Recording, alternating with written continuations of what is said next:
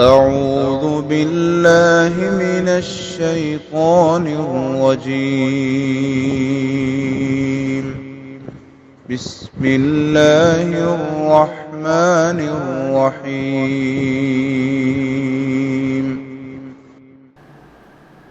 السلام علیکم ورحمۃ اللہ وبرکاتہ۔ سورۃ النساء آیت نمبر 5 اور 6۔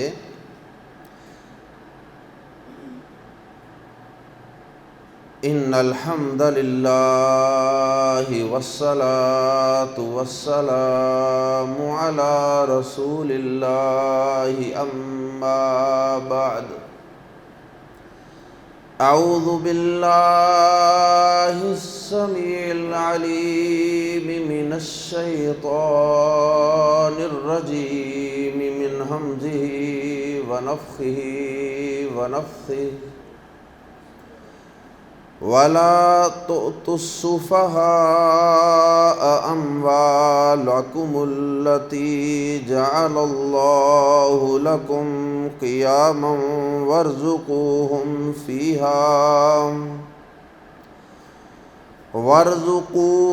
فِيهَا وَاكْسُوهُمْ وَقُولُوا لَهُمْ قَوْلًا مَّعْرُوفًا۔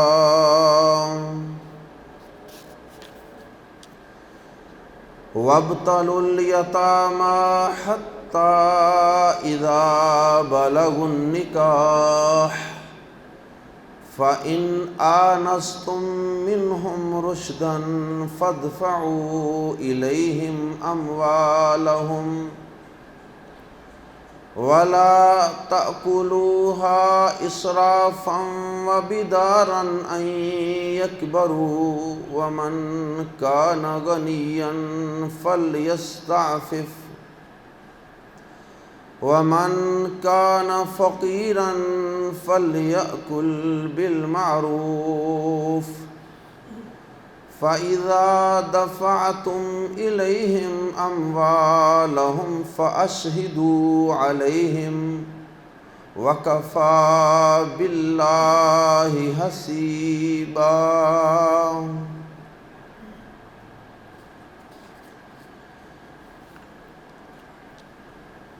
آیات زیر تفسیر میں اللہ رب العزت نے ایک نہایت ہی ہماری عملی زندگی کو مشکلات سے اور پریشانیوں سے بچانے کے لیے نسخہ تجویز کیا ہے، اور بڑی ایک سیکرٹ چیز بتائی ہے ہماری اکانومی اور ہماری معیشت کے حوالے سے۔ اور وہ بات یہ ہے کہ اللہ رب العزت فرماتے ہیں کہ ناپختہ اور ناتجربہ کار اور کم عقل لوگوں کو اپنا مال ہینڈ اوور نہ کرو، ان کے حوالے، ان کے سپرد مت کرو، اس لیے کہ اگر آپ اپنا مال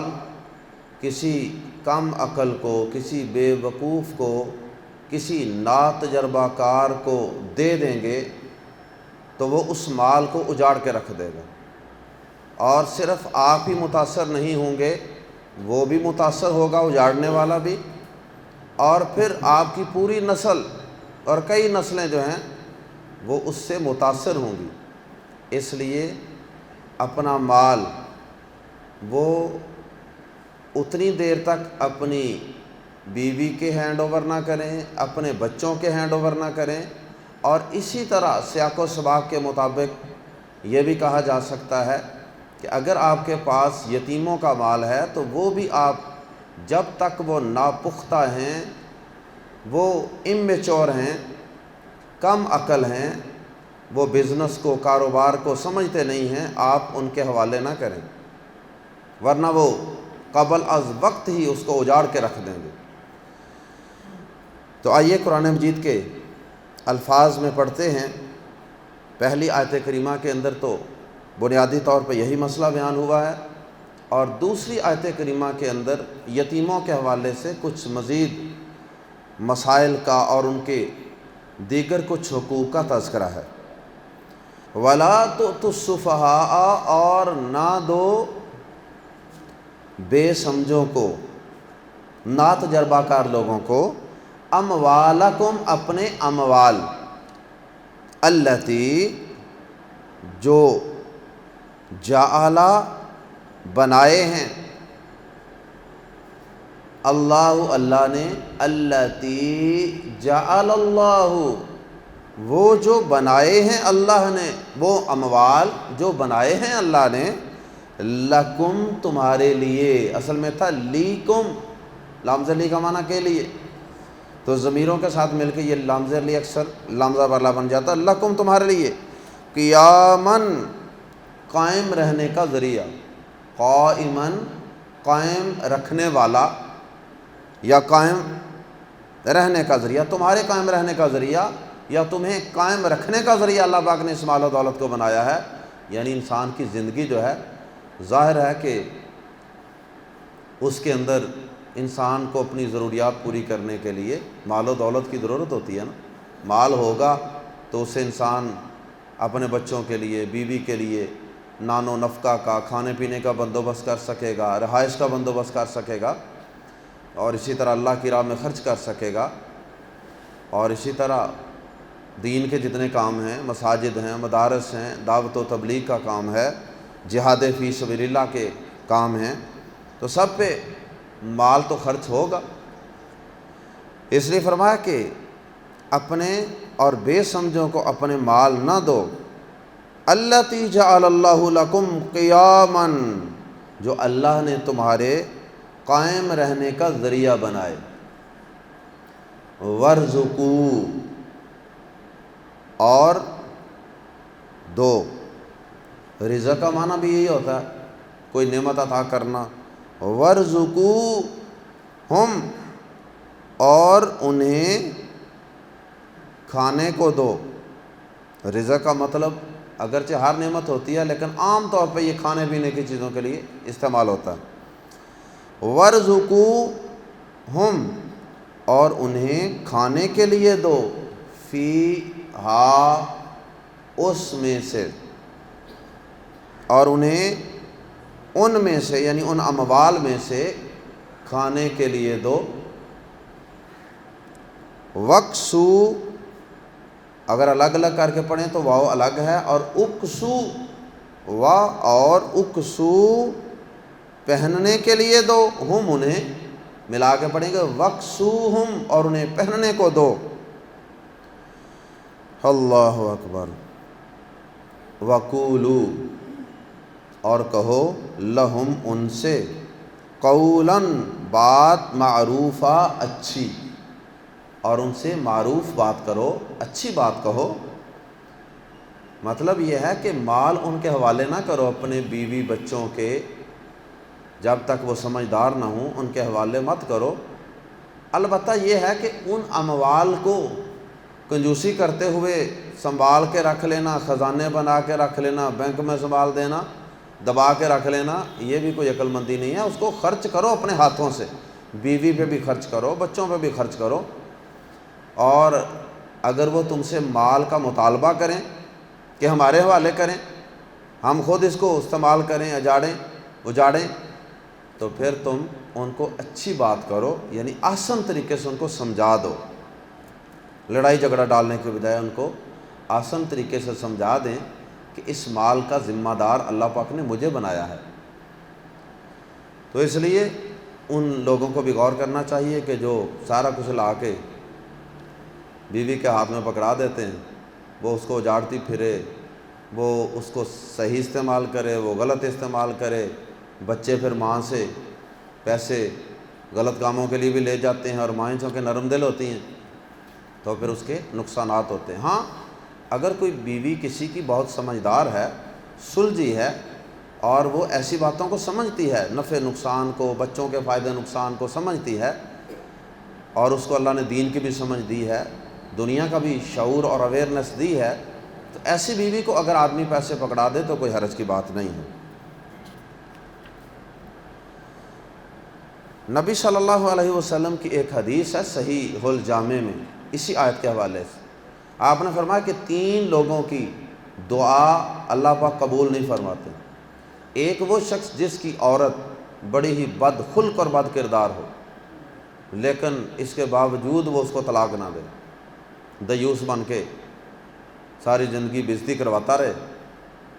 اور دوسرے نمبر پہ نبی صلی اللہ علیہ وسلم نے فرمایا کہ دوسرا وہ شخص ہے کہ جس کا مال کسی شخص کے ذمے ہو، یعنی اس نے کسی سے پیسے لینے ہیں کسی بھی شکل میں، تو یہ اس مال پر کسی کو گواہی نہ بنائے، اور وقت آنے کے بعد ایک وقت آئے کہ وہ مال دینے والا مکر ہی جائے۔ اور تیسرے نمبر پہ نبی صلی اللہ علیہ وسلم نے فرمایا کہ وہ شخص کہ جو اپنا مال کسی سفیہن، کسی بے وقوف کے حوالے کر دے، کسی ناسمجھ اور ناپختہ کار شخص کے حوالے کر دے اور وہ اس کو اجاڑ دے، حالانکہ اللہ پاک نے ایسا کرنے سے منع فرمایا۔ اس کے بعد دوسری آیت کریمہ جو آج ہم نے تلاوت کی ہے، اس میں اللہ تعالیٰ بطور خاص یتیموں کا تذکرہ فرما رہے ہیں۔ پہلی آیت میں بات جنرل تھی، مطلقاً بات تھی، چاہے اپنا مال ہو بیوی بچوں پہ خرچ کرنے کی بات، چاہے یتیموں کی بات ہو، اور اب یہاں بطور خاص یتیموں کی بات ہو رہی ہے۔ ابتلا آزمائش کو کہتے ہیں، جس طرح سورۃ البقرہ میں آتا ہے وَإِذِ ابْتَلَىٰ إِبْرَاهِيمَ رَبُّهُ، اور جب ابراہیم علیہ السلام کو آپ کے رب نے آزمایا، وَابْتَلُوا، اور آزماؤ یا آزماتے رہو، الیتامیٰ، یتیموں کو، یتامہ کس کی جمع ہے؟ یتیم کی، وَابْتَلُوا الْیَتَامَىٰ، اور یتیموں کو آزماتے رہو، چیک کرتے رہو، وقتاً فوقتاً ٹیسٹر لگا کے چیک کرتے رہو، حتیٰ، یہاں تک کہ اذا، جب، بالغو، وہ پہنچ جائیں، بالغو، وہ پہنچ جائیں، تبلیغ اسی سے ہے، کوئی بات پہنچانا، بالغو، وہ پہنچ جائیں، اور بلوغت بھی اسی سے ہے۔ بلوغت کا معنی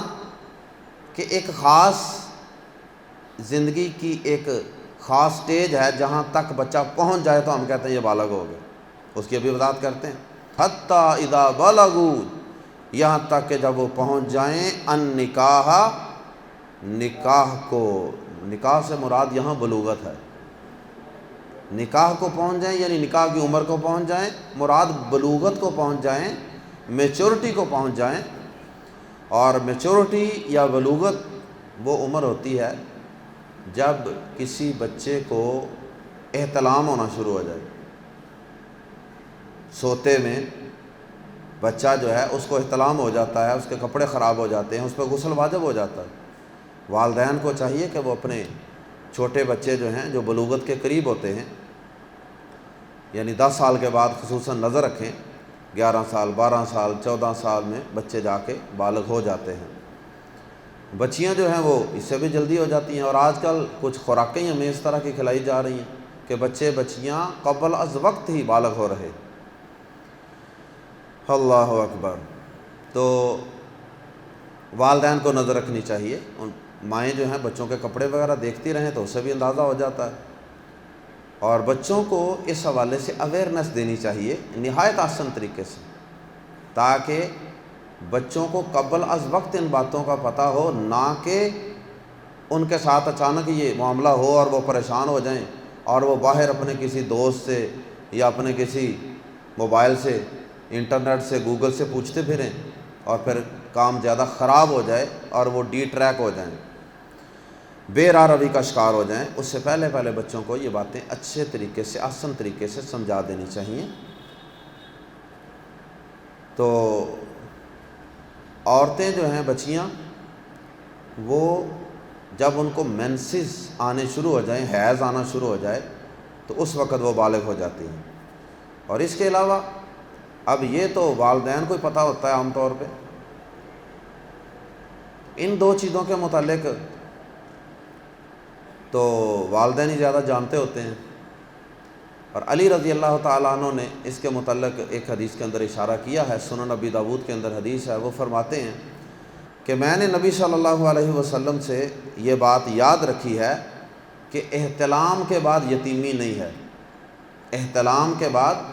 یتیمی نہیں ہے۔ یتیم کوئی بچہ اسی وقت تک رہتا ہے جب تک اس کو احتلام نہیں ہوتا، وہ بالغ نہیں ہوتا۔ بالغ ہو گیا اس کی یتیمی ختم، اب اس کو یتیم نہیں کہہ سکتے۔ یہ کہہ سکتے ہیں اس کے والد صاحب فوت ہو گئے ہیں، لیکن اس کو یتیم کا ٹائٹل نہیں دیا جا سکتا۔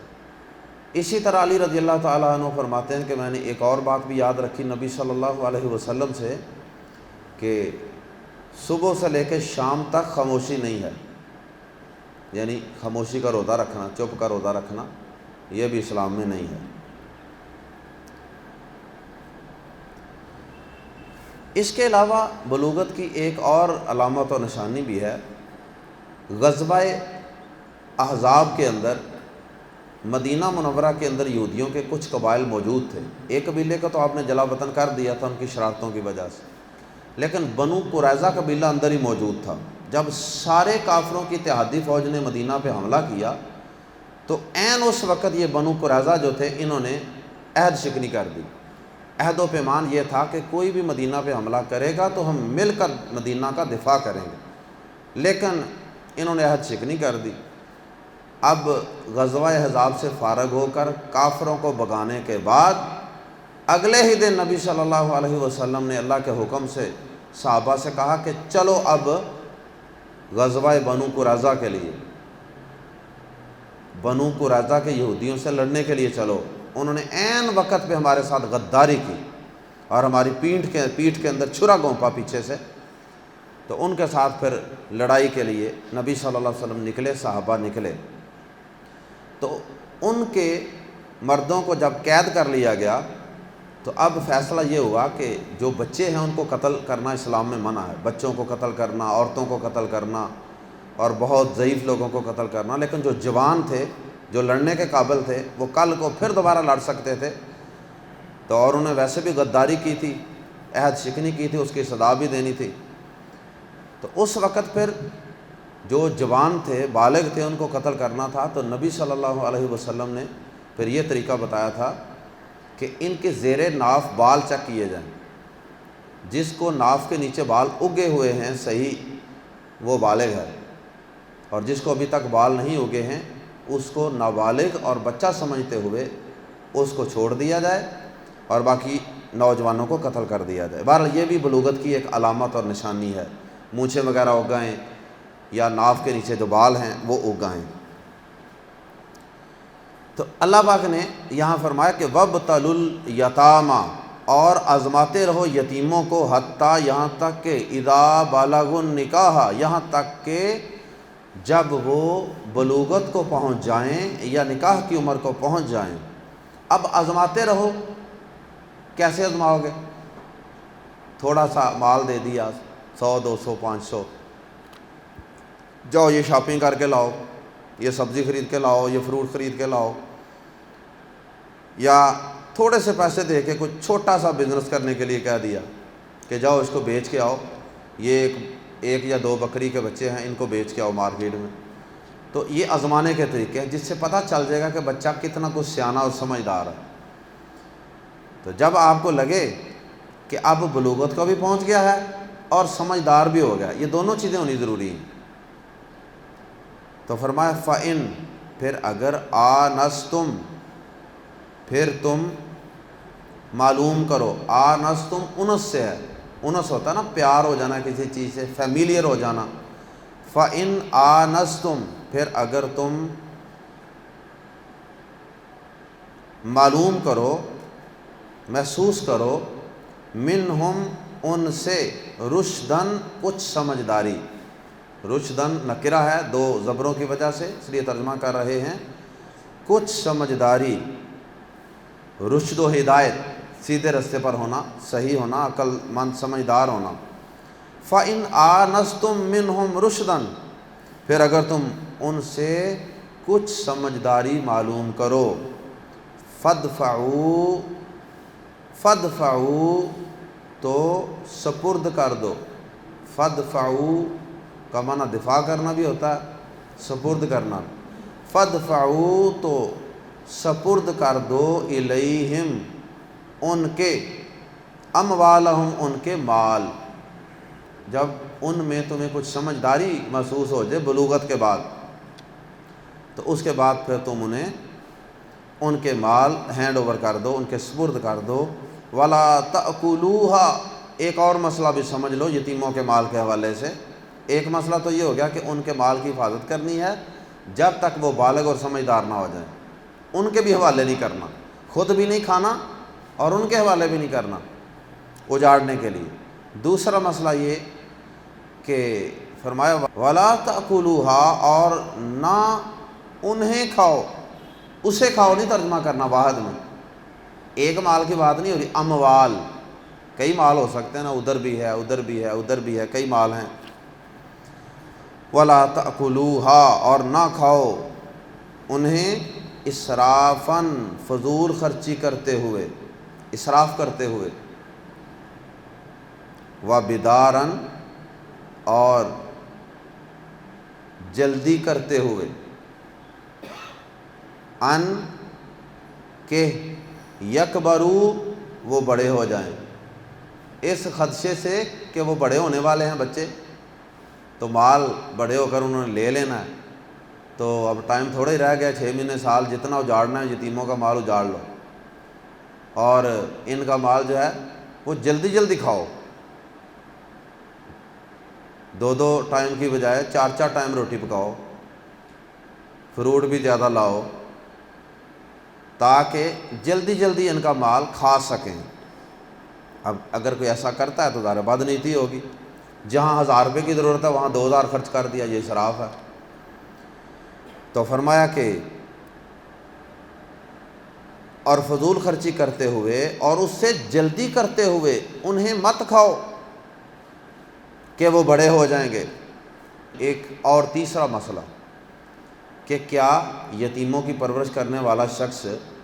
ان کے لیے کھانے پینے کا، رہائش کا، کپڑوں کا انتظام کرنے والا اور ان کے مال سے کاروبار بزنس کرنے والا، ان کے مال سے بزنس بھی ہو سکتا ہے، یتیموں کے مال کو کسی بزنس میں بھی لگایا جا سکتا ہے ایمانداری سے، تاکہ ان کا مال جو ہے وہ بڑھتا رہے، کم نہ ہو جائے آہستہ آہستہ اس کی ویلیو۔ تو ایسا شخص جو یہ کام کر رہا ہے، کیا وہ اس میں سے کچھ اپنا حق خدمت لے سکتا ہے؟ اس کے متعلق اللہ پاک نے بات سمجھائی ہے۔ فرمایا ومن کان غنیا، اور جو ہو غنی، مالدار، فا تو لام امر ہے، لام امر، فل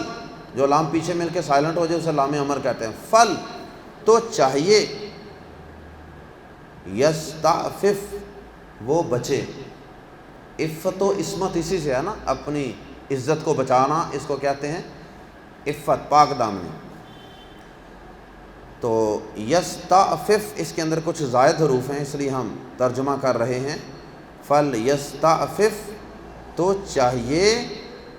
کہ وہ خوب بچے، بہت بچے، یتیم کے مال سے وہ بہت زیادہ بچے۔ ومن کان فقیراً، اور جو کوئی ہو محتاج، فقیر آدمی ہے مطلب اس کے وسائل ہیں ٹو ماؤتھ ہیں، تو اگر وہ کسی یتیم کی پرورش کر رہا ہے، اس کے مال کو انویسٹ بھی کر رہا ہے اور سارا مینج کر رہا ہے، تو ظاہر ہے کہ وہ ایک ذمہ داری ادا کر رہا ہے اور اس کو اس کی ضرورت بھی ہے، تو اس کو اس کا حق خدمت ملنا چاہیے۔ فل یأکل تو چاہیے کہ وہ کھا لے، بالمعروف پہچاننے طریقے سے، کوئی یلا نہ مچا دے کھانے میں، معروف طریقے سے جو جائز بنتا ہے، جتنا کو اس کا حق خدمت جائز ہے نا اتنا کو لے۔ فَإِذَا دَفَعْتُمْ، پھر جب تم سپرد کرو، چوتھا مسئلہ، فَإِذَا پھر جب دَفَعْتُمْ إِلَيْهِمْ تو جب تم ان کو ان کے ہینڈ اوور کرو، ان کے سپرد کرو، اموالہم ان کے اموال، فَإِذَا دَفَعْتُمْ إِلَيْهِمْ اموالہم پھر جب ان کے مال ان کے سپرد کرو، فَأَشْهِدُوا تو گواہ بنا لو، فَأَشْهِدُوا تو گواہ بنا لو، علیہم ان پر، ان یتیموں پر گواہ بنا لو کہ واقعی ہم نے یہ مال ان یتیموں کے حوالے کر دیا۔ یہ نہ ہو کہ کل کو بڑے ہو جائیں، وقت گزر جائے تو حالات بڑے بدل جاتے ہیں، کل کو آپ کے اوپر کوئی انگلی اٹھا دے کہ جناب اس نے تو وہ ساری چیزیں واپس ہی نہیں کی تھی مجھے۔ فَأَشْهِدُوا عَلَيْهِمْ تو ان پر گواہ بنا لو، وَكَفَىٰ اور کافی ہے، بِاللَّهِ اللہ، حسیبا پورا حساب لینے والا۔ دنیا میں تو ہو سکتا ہے یہ جتنی باتیں بتائی ہیں ان میں کوئی شخص ڈنڈی مار لے، یتیم کے مال میں کسی بھی طریقے سے ڈنڈی مار لے، یا گواہ ڈنڈی مار جائیں یا کوئی بھی ڈنڈی مار جائے، لیکن سب باتوں کے اندر سب سے وزنی بات یہی ہے کہ انسان اس عقیدے کو مضبوط رکھے، وَكَفَىٰ بِاللَّهِ حَسِيبًا اور پورا حساب لینے کے لیے تو اللہ ہی کافی ہے۔ تو اس کے حساب سے بچتے ہوئے انسان کو دنیا کے اندر اپنے معاملات کو، لین دین کے سلسلوں کو بطور خاص درست رکھنا چاہیے۔ اللہ پاک ہم سب کو عمل کی توفیق عطا فرمائے۔ سبحانک اللہم و بحمدک، اشہد ان لا الہ الا انت، استغفرک و اتوب الیک۔